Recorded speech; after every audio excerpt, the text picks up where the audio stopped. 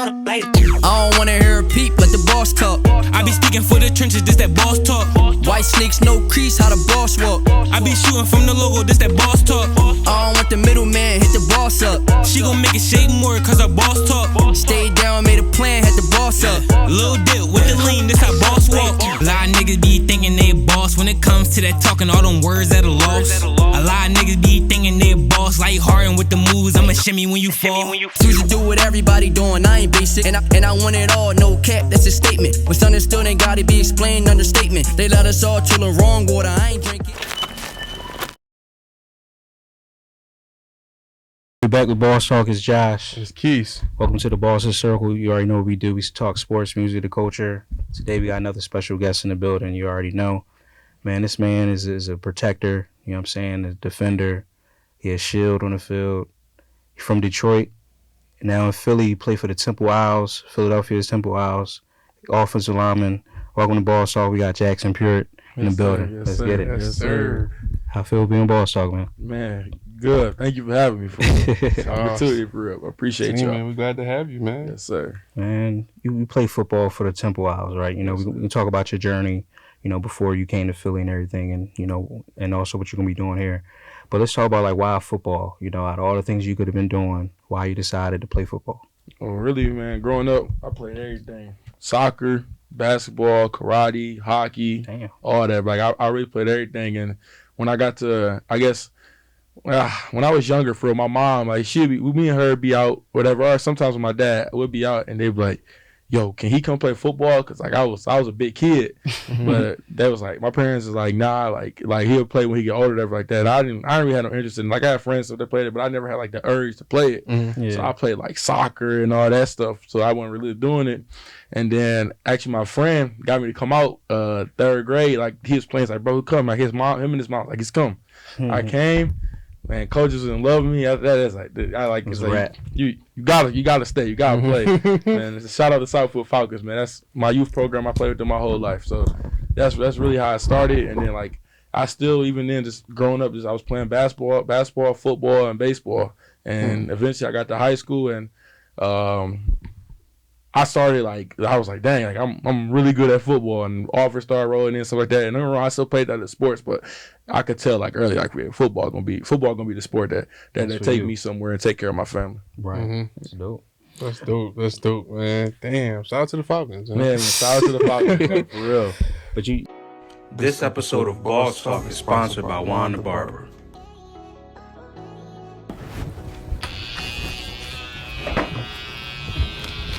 Hey, I need a cut bad. Any good barbers here? Any good barbers? Yo, shop you in this Juan the Barber. Wait, Juan the Barber? You mean award-winning celebrity barber? That Juan the Barber? The one that got his cuts on ESPN, you know, BET, ABC? Come on, you're not talking about him, right? Yeah, that Juan. What barber you know cut NBA? Black with his scoring. And there's Durham with a dunk, and now he has a career high. NFL. 191 rushing. Another carry for Sanders, and this one breaks loose. He's headed for the end zone. Touchdown. Entrepreneur and the community's here. Juan. You ain't gotta say no more. Hey Juan, I'm ready for the Magical Clippers right now. Let's get it. All right, bet I got you, bro. Oh, I got bro first. He was there first. Come on, man. Hey, chill, bro. There's enough cuts to go around, bro. I got both of y'all niggas today. Chill. All right, bet. Like, damn, y'all niggas drunk. You reside in Detroit, Michigan. You know, that's where you're from. Yes, sir. Just tell us about, you know, the experiences there in Detroit, because, you know, we from Philly. We don't know about Detroit, but Philly and Detroit got some type of connection. So tell the people about it. It's crazy though. Like, so me, like, I went to school in the city. Like, I went to inner city school in the public school system and all that. And like I said, I don't got no crazy like come like my parents. I come from a 2-parent home. My mom and dad both work good jobs. They got their own companies and stuff like that, so they take great care of me. But I've definitely had they have my run-ins and stuff like that, because I still, at the end of the day, I live in Detroit. So I've lost a couple friends and things like that. Like, but really, like, coming from Detroit, just teach you, like, you gotta grind. Like, you gotta grind for what you want. You gotta reset your mind towards what you want to do, because if you don't, it's easy to get off path, man. Get distracted. That day you ain't at practice, that day you ain't going to the gym or whatever. That could be the day you just get off path completely, or even worse. And that's really what I learned. I learned that early. So me, I'm real to myself. Like I don't really do a whole lot of going out and stuff like that. Don't get me wrong. Like, I ain't just gonna be cooped up in my room 24/7. But when it come to goals, things like that, like I got goals. I got goals for myself and goals for my family and stuff I want to do in the future. So I learned that at a young age, and I'm really mature, like for my age. So and that started off early. I think just me, I'm an only child. So I think that plays a part into it, but don't get me wrong, I got cousins that I treat them like my brothers. They treat me like a little brother. But at the end of the day, like I'm really mature, like for my age. So I know what I want to do. So I feel like I'm doing the right steps and taking the right measurements to do that. And it's been like that ever since probably 10, 11 years old. So you just kind of in a point. Yeah. Well, speaking of like 10, 11 years old, that's going into high. You went to Cass Tech High School, right? Yes, sir. And then there you played both sides of the ball. You played offensive tackle as well as defensive tackle. Yes. So tell me about how that was. Was that like an all 4-year thing? Is that something like just turned into it? How did that go? Man, so I think the school out here for y'all that's like a powerhouse is St. Joe's. St. Joe's for sure. St. Joe's, so 10 out of 10. Yeah, so at Cass, bro, we got more dudes in the league than some colleges do. Donovan Peoples-Jones, Mike Weber, Michael Newey. Donovan Peoples-Jones. Yeah. We got dogs. My coach, Thomas Wilcher. Rest in peace, my guy, Coach Sassy. We got a bloodline. Like dudes, like we pumping out 5 to 7 dudes every year to D1 schools, and sometimes even more. My freshman year when I came to Cass, it was a real like. Am I gonna go to Cass or am I gonna go to a private school or something like that and just dominate off rip or whatever? But Coach Wilcher, and Coach Wilcher actually left my senior year, but Coach Wilcher, he puts kids in school and take care of them, and like I just talked to him the other day, so like he really look out for us, and so I decided like I'm gonna go to Cass, like I'm gonna challenge myself. So I got to Cass my freshman year. I didn't come in freshman, the best player on the team playing like that. Nah, bro. I was on JV, on JV, all that. Not dudes. I'm thinking I'm big dudes, and they're 6'6" college bodies ready to go. And so it was like a hard process. Like I had to really like earn my spot on the field. So in the freshman year, really like it started clicking for me. I played majority D-line, but my coach Sachs had spoke about that pass. He was like, You're gonna be a D lineman. You're gonna be a D lineman, or you're gonna be the nastiest O lineman. There's no in between, and that's kind of how Coach Sassy is. He approached everybody that way. Like, but if he wants you to play O line, like, it means something special, bro. Because Coach Sassy, he really Coach Sassy is like a second dad to me. Like he called and checked on us, all that. So when Coach Sassy told me that, I'm like, all right, let me try this O line thing out for real. So going into sophomore year, and this is right before the COVID stuff happened. We would work out all the time. We got this thing called Belle Isle. It's like our state beach or whatever like that. We used to go there, work out, train. He got this thing we call it in the city called the sassy punch. It ain't nothing but the O-line punching. But it's just he stressed so much about us punching and being physical that like we used to punch the bleachers in our like arena. Yeah. And the thing is, this dude at the time had 3-4 dudes in the league that he trained with. Not some of them that didn't even go to Cass. Like he just like was just working there with him on the side. So of course we're gonna listen to him. Then you want to be I'm kicking splinters out my hand, but it's like it's gonna pay off at some point. So splinters out my hand. You better be something. Yeah, Coach Sass, man. So Coach Sass, man, he really looked out. So with 10th grade, man, still like I said, bro, my coach, he didn't play none of that. I got my first offer in 10th grade. But that was purely because I was big, and it was like, we see the potential or whatever. He wasn't, my head coach Wilcher, he wasn't here, none of that. When we played JV and varsity, all that, still, like, and the other JV teams would be complaining, but shoot, we still fighting to get 25, 30 snaps on varsity. So it's like, I might as well go run up in this JV game on Monday. Now, don't get me wrong, we was smoking dudes.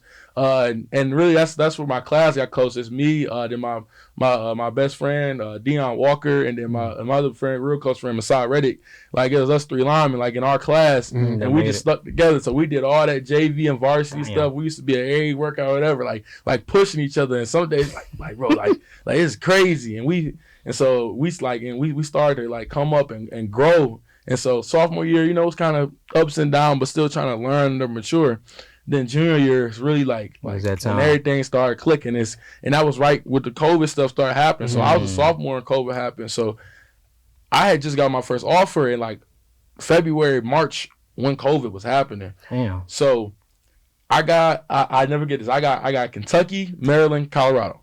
I'm like, Kentucky, what? Yeah, bro. Yeah, Maryland one. Yeah, Wait, Colorado. Yeah, but this was Colorado now.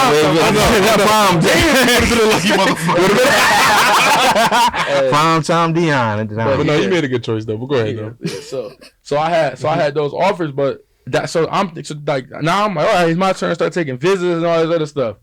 Nah, I couldn't. COVID shut everything down. So time being, I'm like, dang, like, so now I'm a sophomore. I got my feet wet a little bit in high school, but you feel me? I wasn't the man yet. I hadn't made all state, all city, all that yet. I'm a sophomore in high school. Remember this now. So now I'm talking to my coach like that. Hey, like, yeah, you're gonna have to get ready to pick a school. I'm like, yo, I went on a couple like tours and stuff like that like year before, but I'm not even like the person I feel like I'm gonna be when it's time to get to that stage. So that whole process was just wild. Like we doing Zoom workouts and stuff like that. And Coach Sass, I mentioned to y'all, he got real sick, had some heart issues and things like that. So we doing the Zoom workouts and all that, but he's still on the camera, all that, yelling at us, knowing he shouldn't be doing it. Damn. So yeah, so that was going on. But so then junior year rolled around, and we like COVID still going on. We don't know if we're gonna have a season or whatever. And they ended up telling us like in June, y'all could come back. So we like, shoot, we licking our chops. I'm gonna just tell y'all, like, that team was crazy. Y'all watch Penn State? Yeah. Kalen King? Yeah. Went to my high school, was on that team. His twin brother, Kobe King, was on that team. My big brother, my best friend, like you would think we was blood brothers, Raheem Anderson, he played center at Michigan, was on that line. We had Terrence Enos. He go to Pitt. That line was real. He was on this line, and I just told you my boy Masai. He go to Tennessee. Jarvis, probably the best center in D2. But we had them guys, bro. I'm talking both sides of the ball. Then my best friend Dion, he was a first All-American last year at Kentucky. Like that team was like flat out loaded. Then we had some young kids that was nice. So going to junior year, we warming up, we getting ready, and they like, all right, we're gonna play. We have our first like official practice or whatever like that. I walk out there, and Little League, we had like the boogeyman. He's not the boogeyman for real, but his name was Coach Smitty. Coach Smitty used to walk around like he was like that guy, like real big African American guy. Like he was intimidating, but he looked out for the kids. Like he was like a god in Little League football. And Coach Butcher's like, come coach with us. So my junior year, Coach Smitty came. He a military guy, so we running 4 corners. We bear crawling the whole field. All types of stuff going on. But I'm telling you this, we got this stacked team. Everybody's starting to get noticed again. I'm starting to get offers again because now we back in open, and they seen us compare. I come back. Dion grew from me and Dion was the same height. Dion grew to 6'8", 330. Damn, 330. Yeah, boy, that boy can move too. This is gladiators. So then that's crazy. No smoke. So it's like Fletcher Cobb trying to compare to like a giant, but it's just like you gotta see a person. He crazy. Jordan Davis has. That's exactly. That's like his comp. But I honestly think he's like better, bigger. I think it's better than him. Y'all gonna see? Y'all got to tell man Jordan tough now. Freshman All-American. He was second team All-SEC as a freshman. Shit, second team All-SEC is tough. So. But yeah, anyway, so we was going into that season. We been grinding, like we only been together for a month for real. We we finna be tough, bro. We already was nice, but we putting in the work or whatever. Season roll around, they say we not playing 2 weeks before the game. So now I'm in the car crying, like I'm frustrated. I'm thinking to myself, man, too. I hoop too, and my biggest thing was I knew if we played football, if they made, because I remember saying the whole spring season thing. I knew if we did football after basketball season, most of these guys I'm talking about that was dogs, they gonna be graduating gone. We're not gonna have a team. Be us. So I'm like, dang, we about to have this nasty team. So we had stopped or whatever for like a week and a half. Then like it started being some rumblings. I'll never forget this. It was like a random Saturday. The governor was like, yo, y'all gonna the governor was like she had meetings and stuff like that, was just like talking about stuff. And one random Saturday, somebody on Facebook was like, yo, Michigan football gonna be able to play today. Like gonna be able to play. Like they gonna announce it. Resumed. And we had already missed 2 weeks of playing. Mm-hmm. We come back, man.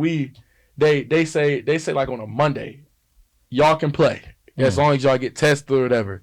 So we got happy as hell. Yeah. So man, we got the whole team, bro. And make a long story short, man, that year like we had a bunch of interruptions and stuff like that. But like that year like was like the year like I feel like I put myself on, like our team, like we put ourselves on. I was first team, like first, second team on state, all type of stuff. We got a bit different publications and stuff like that too. But that was like really like when I like everything started clicking for me. And so then going into senior year, and then that whole time too, I was playing just O-line. Like our D-line was so stacked, it was no point. You need to. Yeah. So we didn't need to. Dion was playing just D-line. He didn't play O-line. So then going into senior year, we lost a bunch of them kids, but we still had that core group of guys, and then we had my other boy Jalen Thompson and Kamari Anderson. Jalen Thompson at Michigan State now. Kamari go to Kentucky, and then we had me, Dion, and Masai. It was loaded. Yeah, y'all still was able to make it through during those times. So we made it through. So it was us five, and then two other younger guys, and we was playing both sides of the ball. Senior year, bro, not coming off the field. But we was like, we was making it happen. Travis Hunters right now. Yeah, I'm telling you. You know what I'm saying? First two games of the year, bro, teams that was quote unquote supposed to like play with us, bro, smacked them 30 balls, all types of stuff. People calling us the best team in the state, telling we got fans tagging us on Twitter talking about when I have a kid, I gotta sell them to Cass Tech, whistling them drinking fountains, all types of stuff. Listen to drinking fountains. And it's crazy. I always joke about this though. I say that COVID took two of my seasons away for two big reasons. Like we had the year before we ended up having like a 2 month pause almost. Yeah. Because we were supposed to play our state playoff game and ended up not playing until like January. So then we ended up playing and had like a bunch of guys not playing that game, so we ended up losing in the state semifinals. The next year we about to play a game. They're like, oh, y'all can't play. Y'all got y'all got positive COVID tests. So I had to play a game. I never forget this, bro. It was the funnest game I ever played football though. We played a game with 13 people, bro. Damn, 13 people. How y'all people? And y'all win? No, but we lost on the last play of a game. Oh, y'all, yeah. So y'all was competitive. And I was the only lineman that played. Wow. We had linebackers and running backs playing on the O-line, bro. Oh. Running backs on the O-line. Imagine being a running back and coach like, yeah, I'm gonna need you to tackle. My boy played linebacker, playing left tackle, was having the time of his life. It was so funny, bro. Practice throwing people. Yeah, but yeah. So well, okay. So all of that being said, right? You know, all that seasons and stuff that turned into there's a lot of success for you, right? Yeah. You end up getting Defensive Player of the Year, you know, and getting a billboard for it in your own city, you know, which is heavy, you know. So just tell me about that, what that moment meant to you. Man, honestly, like we had took those pictures, like to be on that. Like I knew I was like nominated for like that because they had Defensive Player of the Year, Offensive Player of the Year, all that stuff. So I'm like, all right, this is a photo shoot or whatever. I'm just taking pictures for. I ain't gonna win this or whatever like that. I did nothing about it. Then the lady there, she had mentioned that it was gonna be a billboard for the win or whatever. And it was like early on in the season, so I wasn't thinking too much about it. And then the season roll around, she's like, I see an Instagram post and say that I won Defensive Player of the Year. You're like, I'm like, so in my mind I'm thinking that's just another like publication. They're like that's cool, whatever. I get a call. She's like, yeah, so we got to pick out where you want your billboard at. I said, like, y'all was for real? Fake? And it's crazy. That was the first year they actually did that. Oh, so it's an honor. Exactly. So to be the first person like to have that, and that billboard was literally like a couple steps away from my school, bro. Wow. So it was crazy, bro. Like, right in front of Cass Tech. So when I first saw it, bro, like that one brought me to tears. But I'll be honest, like it's the first time I probably like actually cried like tears of joy over a sport. Like, of course I've cried. Like, you for me, you know, I hate losing, but like to see like on something like on a billboard, I'm like, dang, like that's crazy. Yeah. So Mama made it. Yeah, exactly. That's how I felt, bro. I feel like I was on top of the world. Shoot, man. Well, then you went on to you traveled to Philly, you know, and you got to Temple, and you know, we're happy to have you for sure. So you in your sophomore year right now, but we want to go back to your freshman year. Just tell me about the experience and some of the lessons you learned during your freshman year as a Temple Wild. Man, so my freshman year, honestly, it's crazy. Like, I committed to the old staff. Like, before this new staff, Coach Drayton got hired. Just so happened, though, I was familiar with the new staff that's bringing in whatever after I signed and everything. Like, cool, like it's gonna work out. And Coach, my offensive line coach, Coach Weezingham, he's like, he real no BS guy. Like he tell you how stuff is, whatever. So coming here freshman year, it was like a wake up call. He's like, you want to play this year? You gonna lock in? You gonna do that? Like he not type of person like, oh, you a freshman, you ain't gonna play that type of thing. So I'm going the whole year like practice wise. I took every like one reps all last year, like going against like the one defense and all that, and still redshirted last year because you got the 4-game rule and stuff like that. So still redshirted last year, but in my mind, like, of course everybody want to play their first, play and start, be freshman American that first year for sure. But me realistically, I knew coming out of high school, like I told you, I was a hooper in high school. Like I didn't I would football season be over, it wouldn't go let's go Preston weights. Nah, bro, I'm going down to the gym. I'm at open gym. We hooping. We start hooping now. Yeah. So I knew like coming in, like I needed to be stronger. I got to get stronger. So last year I just spent that time learning the playbook, learning football more, and just taking advantage of those one reps I got. Man, I traveled to every game, experienced the ups and downs of the team, whatever like that. Got a little taste of everything that's going on, and I feel like that allows me this year to to carry over and then help the team out in a better way. And of course, the more impulsive way, on the field, and imposing my will on the people. But at the same time, I feel like I could talk to younger guys. I could talk to people that might be struggling, like, yo, like this was gonna happen. This is what you'd expect. Like going through camp, talking to some of the younger guys, I'm like, look, bro, we got 10 days left. Like that's what I'm saying. You gotta lock in, bro. Like this is the latter part of camp. And you start making a name for yourself right now, or it might be too late coming the season. You try to earn your spot. So that type of thing, I feel like I gained a lot of wisdom last year for sure, and I definitely got a whole lot stronger in the weight room. I'm happy to hear that, man. Yes, sir. Still here. Use that time wisely. Yes, sir. We're gonna take a little transition into, coming from high school. I was a student athlete, going to class, of course, staying on that straight and narrow, and then also, being ready for game day, practices and everything like that. I know in college is a little bit harder. How is it for you to balance, being an athlete and a student at the same time? So like me, it just goes back to the maturity thing. Like I've always been like in high school, like a 4.0 student, taking AP classes and stuff like that. And honestly, I look at school, I look at sports, I'm real competitive. Okay. So I'm trying to be on the top of the dean's list and all that other type of stuff. So I feel like it's a little bit easier for me to balance it, because I just feel like it's another opportunity to compete and outdo somebody doing my schoolwork, and it's like school's pretty easy to me. So just having to get a routine and get a grasp what I got on for the week, either I write it down, put it in my phone or whatever, and just set times like for when I need to do stuff, when I need to be done by, and just staying on it. That's dope, man. You need that straight and narrow. That's gonna get you to where you need to be at. You know what I'm saying? Keep your education first, regardless. Sure. Now, this present time, you in your sophomore year, season just started. Just tell us about your expectations for the season, as far as your individual expectations, your goals, and also team goals. Definitely. So my goal coming into camp, like the first thing I wrote was that I wanted to start, if not the first game, a game. And just so happened I started the first game. You did it this past Saturday. So check it off. So that's something I can check off as a personal goal. But I think definitely I want to be able to get to like national recognition, like knowing like I know I'm balling, but not even I really care about what critics, other people are saying, but I definitely want to recognize this guy, he putting in that work, he trending upwards and that type of thing. But overall, I'm a team guy, so I want us to definitely improve on last year. Got to. We was 3-9 last year. We had a bunch of winnable games. I feel like like my coach always says, because Drayden said we left some meat on the bone.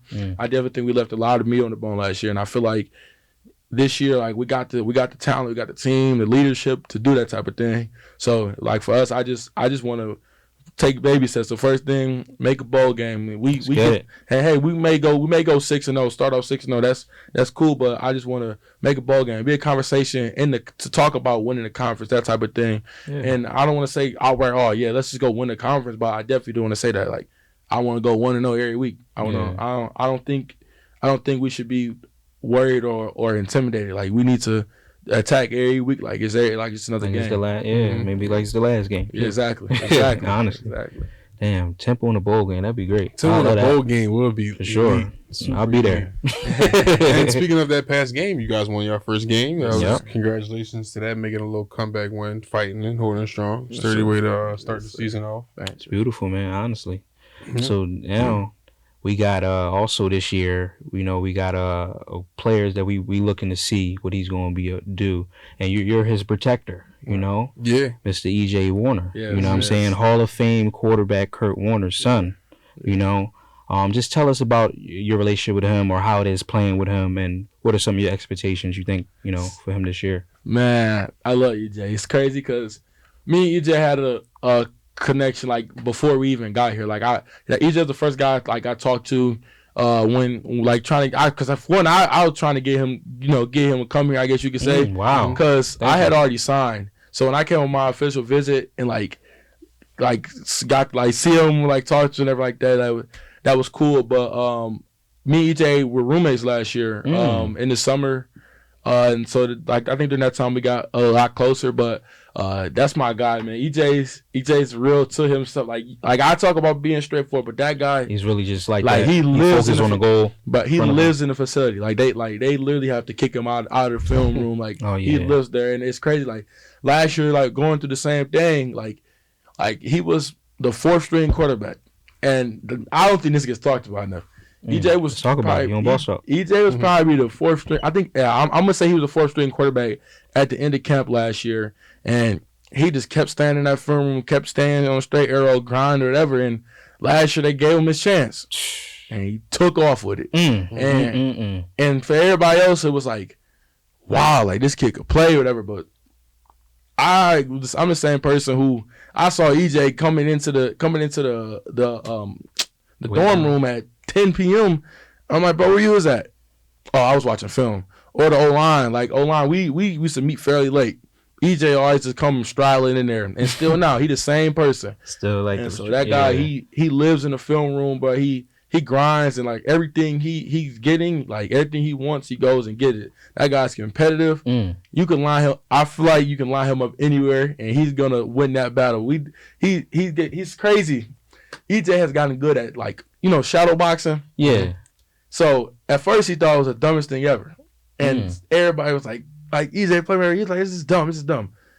He's so competitive. He went and got good at it, like just randomly. And now you could walk in the facility. EJ's probably somewhere in there shadow boxing somebody. That's probably the most competitive dude I know. He not trying to lose at nothing, and he can hoop too. Oh yeah, boy, he got strap. Really? He take a hoop. Yeah, dang, I didn't expect that, man. Nah, that's my guy though. He's a character for sure. And I think he has some like pressure on him for sure. Especially since who his dad is, and what I'm saying, you just you playing for Temple too in Philly. It's a rough city. You know what I'm saying? Like we hard fans. Yeah, listen, you know what I'm saying? We did some community service last year, and this was like a game. I think this was after the game he had threw for like 400, 500 yards, something crazy. One of the somebody was like, "Yeah, we need you to get a little faster." Like just a random, and me like first, like him being my friend first of all, and now he my quarterback too, but he my friend first. I'm looking at the guy, I'm like, bro, he just torched. I forgot who it was he played. I'm like, he just torched them. What you talking about? You need to get faster. He can stay right where he at. But the crazy part about that is, EJ is definitely faster than he was last year, and that's just the competitive part of him. Yeah, all right, I'm gonna do it. I heard y'all. Exactly. Like I'm gonna show y'all. Real athlete, man. Real athlete. He competitive. This Josh. This Keys. This episode of Boss Talk is sponsored by Videocraft Studios. Videocraft Studios creates compelling productions such as music videos, promotional videos, and corporate videos for Fortune 500 companies and emerging businesses and artists. Videocraft Studios has a brand new production space with special attention and passion for music videos and content creation for creators and artists. If you're looking for a video production space for your latest music video promo vid, well, Videocraft Studios is the place for you. You know, they always treat me very well, and Keith, anytime we want any type of things, you know, any type of production, or we just want to stop by and say hello. They're always there for us. So make sure you contact them at the information below at the lower thirds. You know, we love lower thirds, you know, we love 'em. at the number below and the email below as well. And get with them and tell them that a couple bosses sent you too, you know. Videocraft Studios and Boss Talk. For sure. Who are some of the coaches that you want to credit, or not just coaches, even like family members, people who pushed you, or some people who just got you to where you are today? Who are some of the people that you look back and say, like, without them? Shoot, man, it's a long list of people, but I'm gonna just say, of course, my mom and dad. Shout out to y'all. My biggest motivators definitely. They made sure I had everything I need. I was always in the right position. But early on, I got my guy Coach Greg and Coach Jeter. They really like introduced me to football, introduced me to being a dog and being aggressive. And then I got to high school, and of course, there's plenty of other people. That whole Southwood Falcons organization, like really got me together. Like Coach LaRue, Coach Corey, all of them. But when I got to high school, really, Coach Wiltshire and then Coach Sassy and Coach Smitty, like they, and rest in peace to both of them. Both unfortunately passed right before my senior year. Crazy timing, bro. I lost 4 coaches in the span of Oh my gosh. 2-3 months, man. Damn. So Sorry for your loss. yeah, man, I appreciate it, but yeah, man, Coach Sassy and Coach Smith, they really like those two in particular, and then my coach Martin as well. I just talked to him today. They like really like instilled him like being a dog. Like Coach Sassy, he told me in front of everybody, like, you could be an All-American, you could be whatever you want to be if you lock in with it. And it was a random. I remember it was a random Wednesday after we had just lost a game, and he was like, you could be whatever you want to be. You got to apply yourself. And he always looked out for me. So those like Coach Sassy, Coach Smith was like made you like he made you be a dog. Like he not taking you being soft and saying, oh, I can't, none of that. Like he do it again. Like he that type of guy. So and rest in peace to him as well. But like those people like at Cass, that whole family, like they really made me who I am today. And I really do like miss those guys, like in the times of need, I be needing that push and things like that. So it's definitely it's definitely different, like not having them anymore. Yeah. But you know, I gotta keep going. I hear their voices in Motivation. my head and just keep pushing. That's right. Yeah, doing it for them, man. Yeah, for Shout out sure. to the Cass Tech team, man, coaching squad. They help you be here, you know, be the person you are today, man. Yes, sir. You and a lot of other people. There's a Yeah. lot of other names that you Can't named do it there. without Well, Probably saying somebody. the same thing. I could go on and on about my school, bro. And even now, bro, we got a kid that's probably I think CJ, his name Corey Sally, I get a chance, bro. He 5-star, he play everything, bro. Quarterback, Damn. receiver, slot. He just a shorter. Crazy. I honestly think I think he probably tuned up his defense a little bit. He's probably just a shorter Travis Hunter. Damn. And I know that's a wild. Like, I mean, he playing accusation, everything, right? But he played Playing everything. But his freshman year highlight tape from last year looks like he was a senior last year. Like Oof. that highlight tape alone, if he had no offers his senior year, might have got him at Bama. Got him that, yeah. He crazy, bro. He's crazy. Say that name again. Corey Sally Jr. All right, I'm gonna look him up. Wait, Sure. yeah. Get my film. Get in the film room. Watch him. Okay, so you know, college athletes, man. Thank God for this. You know, you got NIL now. You know what I'm saying? You had to get you some bread, some opportunities. You know, for your family and yourself. You know, you've been fortunate enough to have opportunities like with Dunkin' Donuts. Yes, sir. You know, with Steve's, with Gym in the Box, Paris Fit. Just tell me about how NIL, you know, has changed your life. See me, I'm never the type of person to sit down and just, like I said, like I told you, I'm to myself. But at the same time, when I'm to myself, bro, I'm in my room trying to figure out how to make the next move, make the next thing work, bro. And I got to school, and like I had been hearing about NIL and looking at other people NIL valuations and stuff like that. And I'm like, bro, like it can't, like it was crazy to me. Like, I'm like, it can't be that easy that people just gonna go and make money from it. So I swear to God, my second day here. Watch the hooping Man. my second day in college, my parents dropped me off, gone. I got, I don't know if you know how like the college football schedule is, bro. In the summer, bro, you got the summer workouts, you got maybe your one class, and then maybe a study hall or something. You don't got nothing to do the rest of the day. Damn. So, bro, I'm sitting in my dorm, and you just sitting there and a light bulb just clicked. I'm like, nah, bro, this can't be it. I gotta figure something out. So I get on what I know best, Instagram. I'm scrolling. I'm like, let me just start. Let me just figure out a way to get this NIL stuff going. And I actually hooked up with this dude named Raekwon Smith. He's dubbed the king of NIL. He went to Norfolk State. I think at Virginia State now. He had like 60-something deals. One stuff, but he was doing big things. And shout out to my guy Vaughn Moss. He actually connected me with him. That he Vaughn used to work for Temple. He's at Hampton now, but he connected me with him and told me he met with him at the Influence or something that I had the pleasure of going to this year as a representative of Temple, right? And so, Vaughn connected me with him. I hopped on a Zoom call with him. He was like, "Yo, like just give me gems, like just shoot your shot, like be you." So of course, I had just had that billboard. Oh, you're right. Fresh off that, good leverage. Mean, I had a decent following. I think I had maybe like 14, 15K, like something crazy, like something like you feel me, like a good following. So I'm like, let me just try.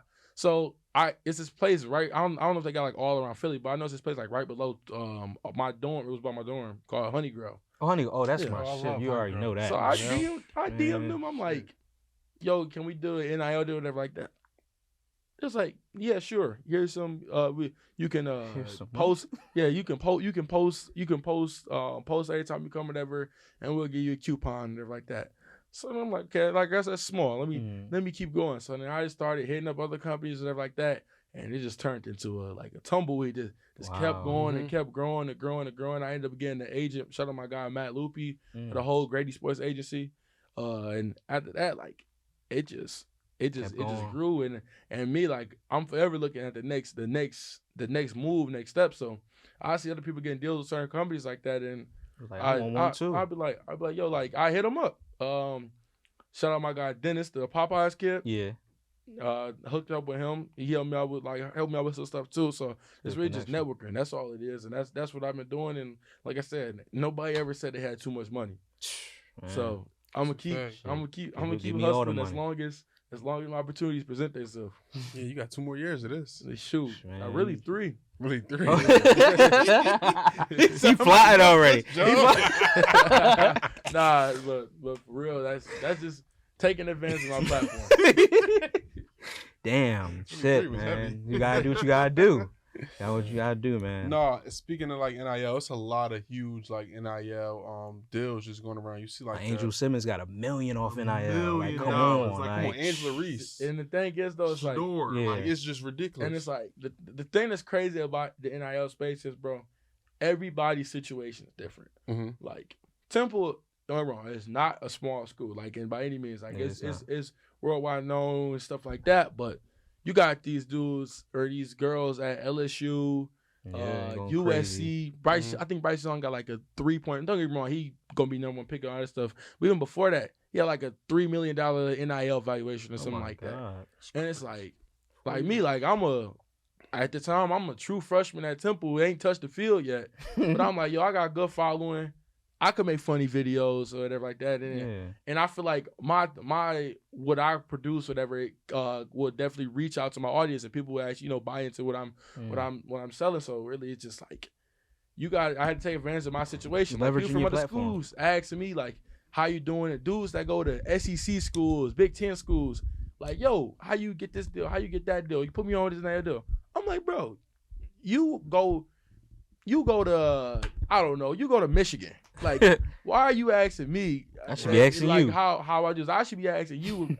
Let me hold a couple dollars. Like, so I just think it's just more taking advantage of your space, and I think I'm doing a good job of that. But I definitely want to expand it to where we can be like how other schools are. Where people just walking up to them like, yo, you want an NIL deal? You do this, you do that. Like, I want it to be like that for Temple as well. Shit, it will. You gonna be the one. Exactly. You gonna be the one. You here for it. Yeah, honestly. Man, you had another great opportunity of, which is very special, be able to get trading cards, your own special signature trading cards from, what was it, Champlates, right? And just talk about that experience. Walk us through that as far as like how did that feel, the trading cards, and what was the significance of that, and what was the result of that? So it's so crazy. I'm gonna go back to EJ real quick. EJ, of course, was starting quarterback last year. Yeah. And he's not he don't really care about the NIL stuff, and not even because of whatever. He just focused on football, focused on football, whatever. And like I used to like joke with him. I'd be like, bro, like people would pay a lot for just a trading card or a picture of you, and you put it in, like, you feel me, like. And so it just so happened, like a couple weeks after we had that conversation, it was another company. I can't remember the name of it. They had reached out to me about the trade card thing, but I didn't really pay much attention to it because I was still in the mindset, I'm a true freshman at Temple. Nobody gonna buy it or whatever. Yeah. So Champlace reached out and told me all I had to do, and I'm like, cool. Let me just do it and see how it looked like. And I did it, and I'm like, yo, this is cool. Like, I signed it, took pictures, sent it back to them, and all that stuff.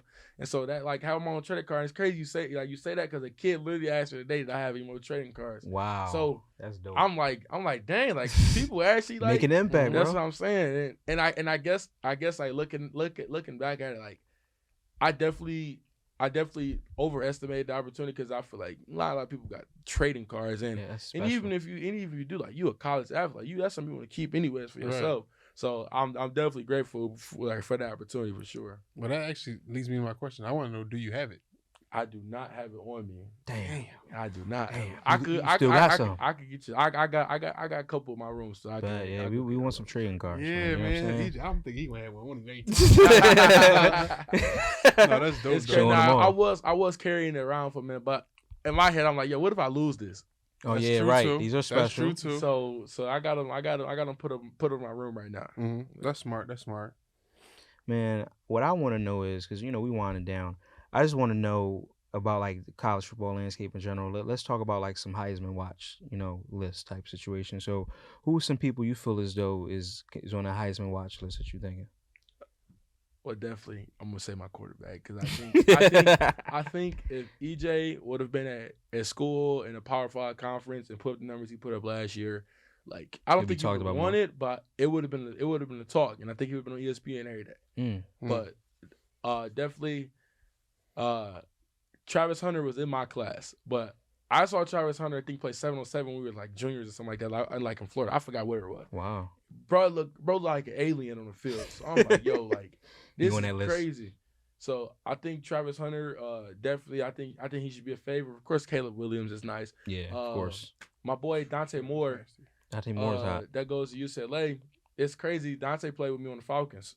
So Falcons, it's crazy, but I played for two powerhouses my life, bro. Southfield Falcons. Donovan Jones played for Southfield Falcons, but we got plenty of people. Jalen Graham that played for he went to Cass Tech too, though. So y'all produce champions. Yeah, so we got. I was like I said, bro. Shout out my mom and dad, bro. I was always in the right positions, the right places, bro. But I think Dante, once they give him that starting job, like once he came in the game, I think he threw 2 touchdowns, and was almost perfect with completions. So I think once he takes over that team, he'll definitely be in a conversation. But overall, I got my money, of course, on your guy, on EJ. On EJ, and we got him on EJ I definitely think though that Travis Hunter, if he continues to play the level he's playing at, he could win it. And Caleb Williams, and I also like that quarterback from Washington, Michael Penix. Oh, I ain't really on him yet. Michael Penix is nice, bro. You gotta watch him spin it, bro. He could throw that ball. Do some homework tonight. Okay. That's tough. I got a little sidebar question. I just always wondered, like, as an offensive lineman, like, you know how you see the quarterback throw the ball, it gets off, it lands in the receiver's hands, you see his enjoyment. Like, when you see that ball go over your head, because you don't ever get to see it release. Right. When you see the ball go over your head, are you seeing like where it's going? You seeing that touchdown before it happened and stuff like that? Well, how does it feel being on that side of it? It depends. Like, honestly, I can tell you plenty of times. Shoot, it happened to me in the game the other day.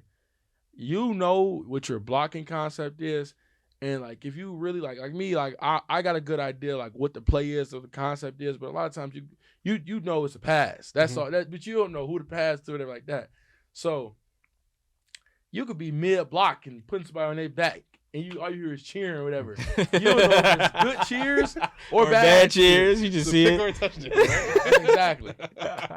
And so, and if it's a pick, you better get up and start chasing the ball. So, so as an offensive lineman, it's almost like a guessing game because you'll want to catch yourself looking for the ball and you in the block and the quarterback's standing right behind you. And or even worse, dude take a shot on your quarterback. Mm-hmm. Yep. So, but I think the best feeling in the world though is seeing the ball going over you. You can just like, I don't know explain. It's like a feeling. Like you can feel the ball going, and you see your receiver running downfield. That's what I'm saying. Right? And you ain't doing nothing chasing. Yeah. But it's crazy though. Like we scored like. Y'all feel that like I'm telling this to like first like nobody just like they ain't talking about this for now. So we scored like a touchdown on Saturdays. We was down 7-0. We got to the goal line. We ran the play. Like I was like the lead block like for the score. I blocked the guy. We scored. I'm hyped, celebrating my team. I run off the field. I'm on field goal. Ooh. So I run off the field. I'm already at the bench celebrating, dapping everybody up. Everybody dapped me up because I made a good block. You block, right? I heard at the back of my ear one of our special teams coaches say, "Yo, we need a guard." And I'm thinking in my head, I'm like, "Yo, who's that idiot?" I'm like, "Who's that idiot? Who didn't get on the field goal?" I'm that idiot. And I sit down. And my O-line coach is looking at me. He just like staring at me like with a mean grin on his face. I'm like, what's wrong with that? And I'm like, oh. So I throw my helmet on. I come sprinting back on the field and get on. And we on the field like just crying, laughing. And I'm like, all right, hold on. Let me lock you. I got a block. Crazy, man. You wow. So, like I said though, I'd be happy to see the ball in the end zone. Right. Hey, that's all that matters. Going over your head enough, you gotta see it hit the bread basket, right? Exactly. Because if not, your job ain't no. Exactly. Oh man. All right, man. I had one more, man, before we get out of here. As far as like now you going from high school to college. I'm gonna squeeze this one in earlier. I want to know how it is seeing some of those bodies, like we just named some of the Heisman, for example. Like you run into those guys like week by week. You know what I mean? Sometimes you might line up against somebody who's 6'8", 290 for no reason, and it's just like it's thing is like in high school, like when I was younger, like freshman, sophomore year, you look at a guy and like you be like, dang, like I don't want to be like that, like you chiseled up, you strong, whatever, and you might look at him like me, like I'm competitive, so I ain't never gonna lay down and be like, oh, you about to kill me. But at the same time, it's like if you lose, like in high school, you like. And not even in high school, like my high school, you didn't take that, but at the same time, you back in your head, like, man, if I mess up this dude, a 5-star or whatever, it don't matter. I'll be all right. Like I'm gonna get stronger. I'm gonna be as good as him soon or at some point. But in college, I just feel like if you got that dog in you like, yo, I gotta lock in, cause like, and that's why like I'm real like big on like I don't really got like a favorite like defensive line like that, cause ultimately I'm probably gonna be blocking them in the next 2 to 3 years. Yeah. So you're not about to have me saying, oh yeah, you was a fan, favorite, you right? a fan of him and blocking him, and so that way like I just like looking at like people now, you like you can't even fantasize like, yo, you chiseled up, bro. Like how you get that big? You just like, shoot, you gotta go to work, put your hard hat on and go to work. And so you don't even really get a chance to pay attention to the names and the faces. Now, of course, you get cut on ESPN and stuff like that. You see somebody like that, and those are certain people. But overall, you gotta zone it out. And be like, yo, he put his shoes on, his pants on the same way I put mine on. Right? Yeah, exactly. It's like go to war. Work in. It ain't Micah Parsons. Hey, that's what I'm saying. Shoot, but you gotta go line him and block him because he ain't going nowhere. No, you're right. He ain't going nowhere. You got 48 minutes. Exactly, and ain't nothing you could do about it right now. So you better go ball. Well, Jackson, you on Boss Talk, man, and the way we end Boss Talk every time, we always ask our guests the Boss Talk question, and we just gotta everybody's unique answer. So we want to see what yours is for this one. What does it mean to you to be a boss? Being a boss is taking your opportunity and your event, like whatever you have going on in your life, good, bad, sad, whatever, and just turn it into something positive, and to the point that once you get it let's just like say money. You get money coming into you, good thing coming to you. Then you start creating opportunities for your friends, your family, and all this stuff. And you're spreading the love. And now you got other people's lives. You changing other people's lives from some small situation or opportunity you had. And I feel like once you do that, that brings network, because those people start pouring back into you. You start getting ideas you weren't thinking about, and it just creates all these different pods and networking and stuff like that. And now you got a bunch of businesses. Shoot, you get 3 people that start 3 companies. Now y'all got a monopoly. For real. And value. So exactly. So I feel like spreading the love with your. Like, that's why my friends and family, they know they can always depend on me for whatever they need. Like it'd be something crazy. Like I may not have right that moment, but I'm gonna get you. I got you. What you need. Because at the end of the day, those are people you need to grow.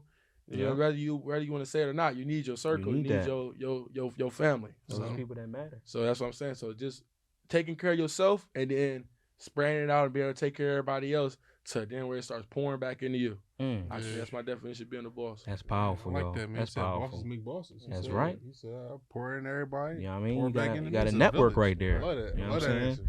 Jackson, man, thank you for coming up on Boss Talk, you know, and I'm happy that we was able to dive into your life and, you know, your experiences, and a lot of people's gonna get a lot of motivation to game off of your life, and people in your city, people in Philly, exactly. You know what I'm saying? 313. Coaches gonna get some light, some good chills under them. Feel me? Good. EJ gonna feel good. Yeah, man. Shoot. Hey, we want to talk to EJ. That's what we want to talk to too.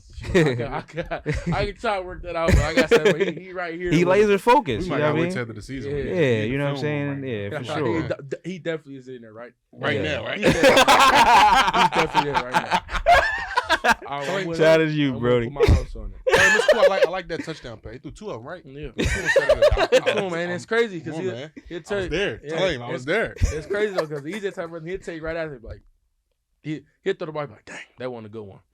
And he'd be completely honest with himself. Next play. That's a guy that's gonna keep on growing. You know what I mean? Not satisfied. So definitely. Man, thank you, brother. We wish you great luck this season, man, and just continue to grow.